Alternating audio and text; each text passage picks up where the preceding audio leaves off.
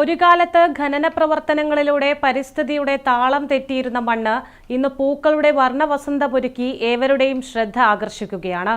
Madayi China clay കമ്പനിയിലാണ് പൂപ്പാടം ഒരുക്കിയത്.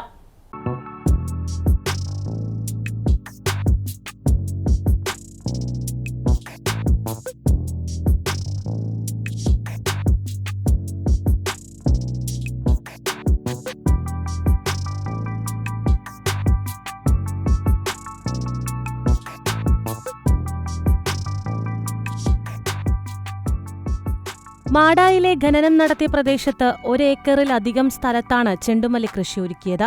ചുവപ്പും മഞ്ഞയും നിറങ്ങളിലുള്ള ചെണ്ടുമല്ലിപ്പൂക്കൾ വിരിഞ്ഞു നിൽക്കുന്ന കാഴ്ച മനോഹരമാണ്.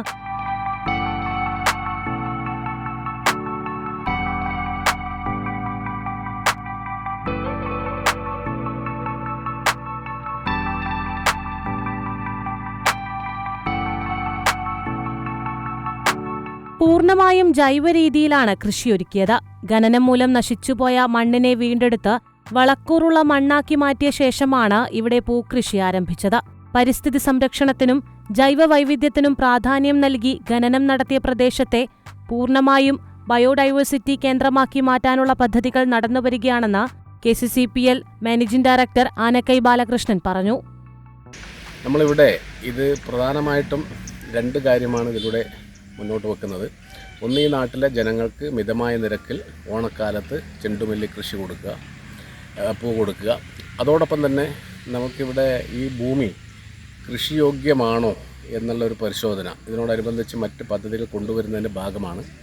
അത് പൂർണ്ണമായിട്ടും വളരെ കൃഷിയോഗ്യമാണ്. മറ്റ് സ്ഥലങ്ങളിൽ നിന്ന് വിഭിന്നമായി കുറേ കൂടി മെച്ചപ്പെട്ട നിലയിൽ നമുക്കിവിടെ ചെണ്ടുമല്ലി കൃഷി ചെയ്യാൻ വേണ്ടി കഴിഞ്ഞു എന്നാണ് വിശ്വസിക്കുന്നത്. ഇവിടെ നമ്മളൊരു ബയോഡൈവേഴ്സിറ്റി ഏരിയ ആയിട്ട്, കാരണം ഇവിടെ ജനങ്ങൾ ഒരുപാട് കാലം ഈ കമ്പനിയുടെ പ്രവർത്തനത്തിൻ്റെ ഭാഗമായിട്ട് പ്രയാസം അനുഭവിച്ചിട്ടുണ്ട്. പ്രകൃതിക്ക് വലിയ കോട്ടം സംഭവിച്ചിട്ടുണ്ട്. അതിനെയൊക്കെ ഒന്ന് വീണ്ടെടുക്കുക എന്നുള്ളതാണ് ഭരണസമിതിയും അതോടൊപ്പം തന്നെ സർക്കാരും ഉദ്ദേശിക്കുന്നത്. പൂക്കൃഷിയുടെ വിളവെടുപ്പിനും തുടക്കമായി. മാടായി ഗ്രാമപഞ്ചായത്ത് പ്രസിഡന്റ് B. സത്യഭാമ വിളവെടുപ്പ് ഉദ്ഘാടനം ചെയ്തു. ഗ്രാമപഞ്ചായത്ത് അംഗങ്ങളും KCCPL ജീവനക്കാരും ചടങ്ങിൽ പങ്കെടുത്തു. പരിസ്ഥിതി പുനരുജ്ജീവനത്തിന്റെ മനോഹര മാതൃകയാവുകയാണ് മാടായിയിലെ ഈ പൂപ്പാടം. News bureau, Pazhayangadi.